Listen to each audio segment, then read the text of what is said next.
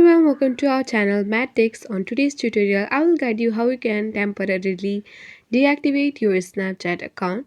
For that, you need to open the Snapchat, and on the top left corner you will see the Bitmoji or the profile icon. Tap on it and you need to tap on gear like icon on the top right, and you need to scroll, and under the support you can find I need help option. Tap on it. The loading may take some time, so wait until it is loaded. Scroll down and you can see managing my account option. Tap on it and tap on delete or reactivate my account, and then tap on how do I deactivate or delete my Snapchat account, and you'll be loaded to this page where you can see how do I deactivate or delete my Snapchat account. Here are the instructions given. You just need to log into Snapchat accounts portal.